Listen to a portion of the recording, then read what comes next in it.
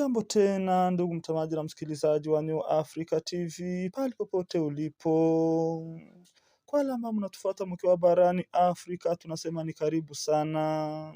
Wale ambao mnatufuata mkiwa Asia, Marekani, wale ambao mnatufuata mkiwa Ulaya, Canada, Australia, hata na sehemu zingine tofauti, tunasema ni karibu tena kwa taarifa habari zetu za siku ya leo. Leo ni Jumatano, tarehe ni 12 mwezi Agosti ama mwezi wa 8 mwaka wa 2026.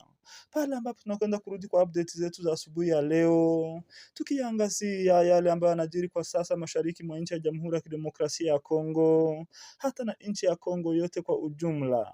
Pale ambapo kunaendelea operesheni kubwa sana kati ya kundi la waasi wa M23 kwa ushirikiano na kundi la Twirwaneho, wakiendelea kupigana na serikali ya nchi ya Jamhuri ya Kidemokrasia ya Kongo. Na hilo ni jeshi la Kongo la FARDC likiendelea kuambatana na wazalendo pamoja na kikosi cha wanajeshi wengi waliotoka nchini Burundi ili kuambatana na jeshi la nchi hiyo kupigana na makundi haya mawili. Na bila kuponda muda, nataka moja kwa moja tuingie kwa update zetu za asubuhi ya leo, tukizianzia mbele kwenye mistari ya mapigano pale ambapo mambo yaendelea kuchafuka na kuwa mbaya zaidi. Mapigano makali yaendelea kupamba moto kati ya pande zote mbili, sehemu nyingi tofauti mkoa wa Kivu Kaskazini na Kivu Kusini. Na nataka moja kwa moja tuanzie habari zetu za asubuhi ya leo kwa mapigano makali sana tena zaidi ambayo aliweza kuripotiwa hapo jana sehemu nyingi tofauti, tukianzia eneo la Kalehe ama territoire ya Kalehe, pale ambapo kumeamkia asubuhi na mapema mapigano makali sana tena zaidi, ambapo makundi tofauti ya wazalendo pamoja na jeshi la Kongo waliweza kushambulia ngome za M23 ambazo zinapatikana katika eneo la Kalehe. Kalehe ni eneo ambayo inapatikana mkoa wa Kivu Kusini, kwenye mpaka na eneo la Masisi. Pale ambapo hapo jana kumeripotiwa mapigano makali kuanza saa 11 za asubuhi hadi masaa za saa 8 za mchana ikielekea saa 9. Ilikuwa ni operesheni kubwa sana, lakini ndugu mtazamaji na msikilizaji, mambo haikuenda jinsi wazalendo walikuwa wanatarajia. Walikuwa wamepanga operesheni ya kukamata vijiji kama 4 ambavyo vilikuwa mikononi mwa M23 kwa muda wa mwaka mmoja na nusu nafikiria. Des violents affrontements à l'artillerie lourde ont éclaté ce mardi le 11 août 2026 dès 5 heures dans plusieurs localités du territoire de Kalehe au sud Kivu, opposant les forces armées de la République démocratique du Congo et le jeune résistant Wazalendo à l'Alliance Fleuve Congo bar M23, faisant des morts et blessés, endommageant des biens et provoquant de déplacements de familles. Les affrontements ont été signalés notamment à Chambombo, Lumbishi, Kazinga, Kaziba de Rumbishi, Kwisimbi,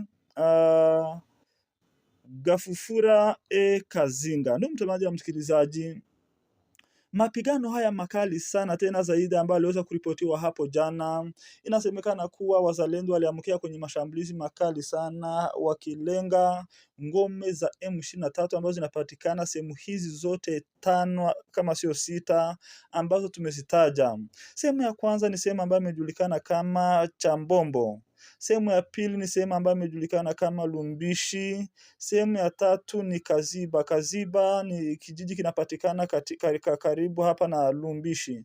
Ni Kaziba ya Lumbishi, sio Kaziba ya ambayo inapatikana katika eneo la Walungu.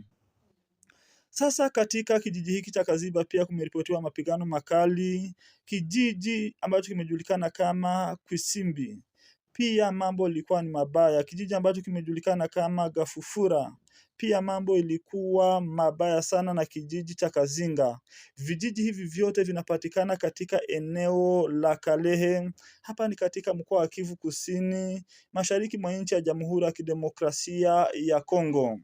Selon les informations disponibles, les tirs à l'artillerie lourde ont commencé vers 5 heures du matin avant de s'étendre en plusieurs positions.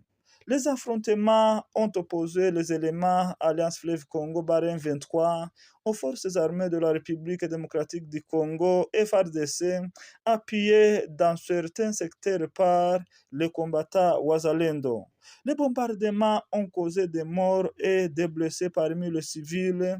Plusieurs habitations et autres biens ont également été endommagés face à l'intensité des affrontements. Ndugu mtazamaji na msikilizaji, kama jinsi tumesema, mapigano haya yaliweza kuamkia asubuhi na mapema saa 11 za asubuhi, pale ambapo jeshi la Kongo waliweza kuleta mashambulizi makali sana, na walikuwa wamelenga kukamata sehemu hizi zote ambazo tumezitaja, wakisaidiwa na vijana wa kizalendo ambao wanapatikana katika eneo hili la Kalehe.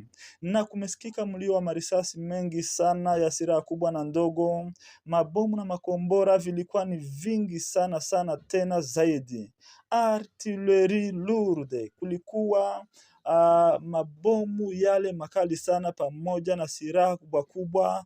Zile silaha za kimsaada ndizo ziliweza kusikika kwenye operesheni hii ambayo iliweza kuibuka hapo jana tena katika eneo hili la Kalehe, ambapo pia wanalenga kuelekea sehemu ambayo imejulikana kama Kavumu, ambapo kunapatikana uwanja wa ndege wa muhimu sana ambao ulikuwa ukisaidia jeshi la Kongo kwa operesheni zote ambazo zilikuwa zikiendelea mkoa wa Kivu Kaskazini kabla mji wa Goma kukamatwa.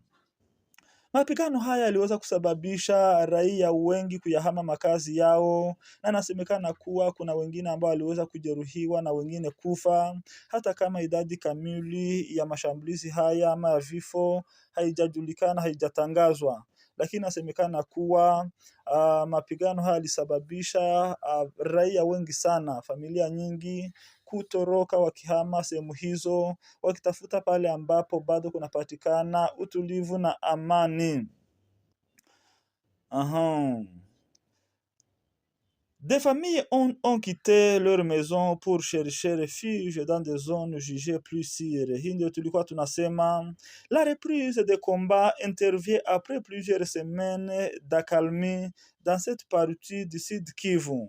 Elle survient également alors que des mesures de confiance sont en cours entre les parties impliquées dans le processus de cessation des hostilités. Ni mtazamaji na msikilizaji, operesheni hii ama mapigano haya makali yaliweza kuripotiwa hapo jana baada ya muda mrefu bila kusikika marisasi na silaha zozote vijijini humu ambavyo tumevitaja. Lakini nafikiria Lumbishi ndipo kulikuwa kunaendelea kusikika operesheni ndogo ndogo, lakini ni baada ya siku nyingi sehemu zingine kukiripotiwa utulivu na usalama. Lakini hapo jana sasa mambo ilikuwa ni mabaya, na operesheni hiyo kulingana na habari ambazo tumezipata zilikuwa ni operesheni kubwa sana. Lakini jeshi la Kongo pamoja na wazalendo hawakufaulu kukamata sehemu ambazo walikuwa wanazitarget ama ambazo walikuwa wamezilenga katika mashambulizi haya makali. Ndugu mtazamaji na msikilizaji, mambo haya pia yanajiri wakati ambapo kwa upande wa diplomasia ama wa kisiasa walikuwa wanaendelea kutekeleza yale maneno ambayo waliweza kukubaliana mjini Washington nchini Marekani, ya kwamba kuna yale mambo ambayo watakuja kuyafuata ili waanze kuyatekeleza ama kuyatia kwenye matendo makubaliano haya. Pale ambapo hivi karibuni wiki moja tu iliyopita jeshi la Kongo liliweza kuhandover, liliweza kupeana wafungwa 15 ambao walikuwa mjini Kinshasa, kwenye gereza za Kinshasa, wakidai kuwa ni wafungwa ambao wanaegamia upande wa M23. Lakini baada ya kufikishwa mikononi mwa chama hiki cha M23, waliweza kutangaza kuwa wafungwa 9 ndio walikuwa kwa upande wao.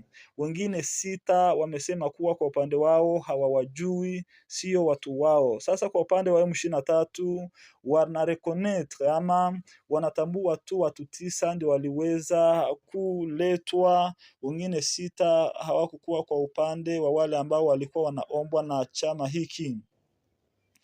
La situation reste donc étendue dans plusieurs localités de Kalehe, tandis que les populations civiles paient une nouvelle fois le prix des affrontements. Ndugu mtazamaji na msikilizaji, hali ya usalama endelea kuyumbayumba sasa katika eneo hili la Kalehe baada ya mashambulizi hayo makali ambayo yaliweza kuibuka tena hapo jana, lakini pia maisha ya raia yaendelea kuwa magumu sana. Raia ndio wanaendelea kulipa gharama kubwa ya vita hivi ambavyo vinaendelea kwa sasa.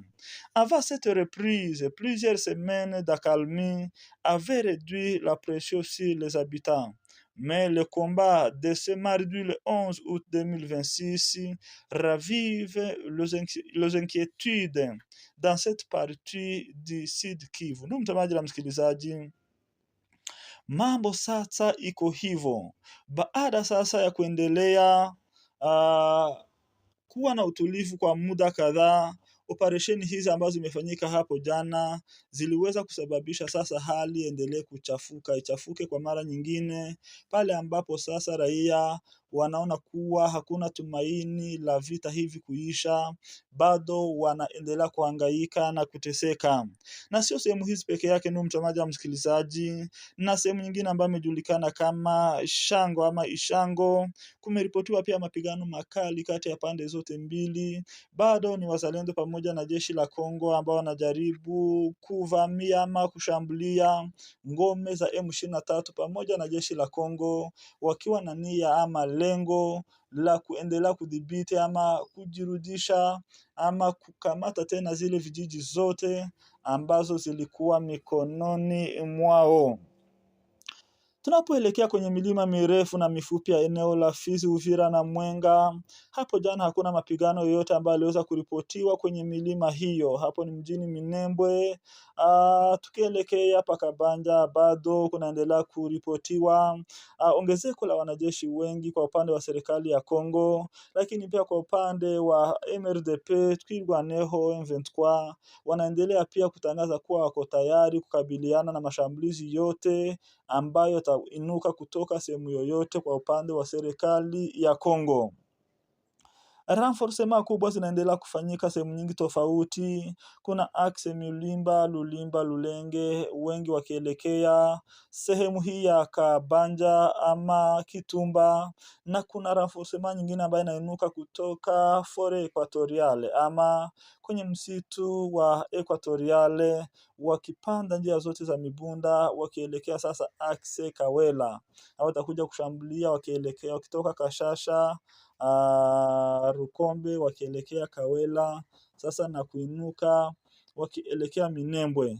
Na kuna renforcement nyingine ya tatu ambayo inaendelea axe Fizi Baraka 0.0, pale ambapo pia kunaendelea kuonekana ongezeko la wanajeshi wengi, na mjini Baraka wanaendelea kukaza usalama kabisa, wakijaribu kukata mawasiliano yote ama internet, wakisema hawataki mtu yoyote ambaye ataendelea kutumia hizo mawasiliano ama mitandao ya kijamii ili kuendelea kupeana habari kwa adui. Wanasema kuwa iwapo adui aliweza kuendelea kupata nguvu za kuwashambulia na kujua pale ambapo ngome zao zilipo na pale ambapo vifaa vyao vya mapigano vilivyo, walisema kuwa kuna wasaliti ambao wanatumia njia za kimtandao ili kuendelea kupeana habari kwa MRDP Twirwaneho pamoja na M23, ndiposa waweze kuendelea kulenga kupitia njia ya angani, drone pamoja na mashambulizi ya ardhini, wakiendelea kuatake na kuvamia sehemu zao za muhimu na kuendelea kuwarudisha nyuma. Raia wanaendelea kusema kuwa hiyo haitakuwa suluhisho, wakijaribu kukata mawasiliano haitasababisha wao waweze kushinda. Lakini kwa upande wa jeshi wanasema kuwa wameona kuwa hiyo ni strategy ama ni mbinu nzuri ambayo itawasaidia sasa kupigana vita hivi na wataweza kushinda. Je, sijui kama kwa upande wako ndugu mtazamaji na msikilizaji unaona kuwa jeshi la Kongo wakikata mawasiliano Fizi Baraka watapata nguvu za kupanda, wadhibiti tena msitu wote wa Mukoko, wadhibiti tena sehemu zote ambazo zilikuwa mikononi mwao, wafike tena 0.0 na waweze kushuka Mikenge, waweze kushuka waweze kushuka Bidegu, waweze kuelekea Minembwe Centre na kukamata